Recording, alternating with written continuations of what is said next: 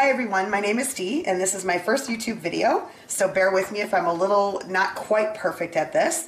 And I decided for my first video I was going to do something simple, which is a review of a tool that I really love, the Fiskars ProCision Rotary Cutter. It starts out when you get it in the box, it's folded. Snaps open to a 12-inch, basically a 12-inch work area. It's ruled with marked lines in the middle and on both sides. It has guardrails to hold paper, so you can stack quite a few papers and do cut through multiples at one time without a lot of slipping or movement. It has a locking plate to hold your paper in place. So when you're going to do a cut, you simply put your paper in, lift up your plate, line it up on your guardrail, and then you can snap the holder in place. And then in this unit, which I'll talk about in a second, is the blade, and you simply pull and cut. So before I get into talking about how well it cuts, let me talk a little bit about how it cuts. The cutting unit has a rotary blade, spring-activated rotary blade in it that never needs to be sharpened. So it's a lifetime blade, which is pretty cool, and one of probably the main reasons I bought it. It cuts pretty much any standard crafting material that you can think of within reason. It doesn't cut wood, it doesn't cut aluminum, but it does cut your cardstock, cuts through 12-inch, 8.5 by 11, and it can cut through up to medium weight chipboard and grunge board, all with precision clean cuts. Love it.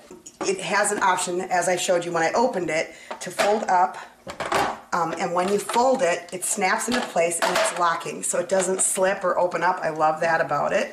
On the bottom, it has wonderful rubber feet to help not only hold it in place when you're cutting, but it also protects whatever surface you have it on from being scratched or marred in any way. There's a couple of things you should keep in mind.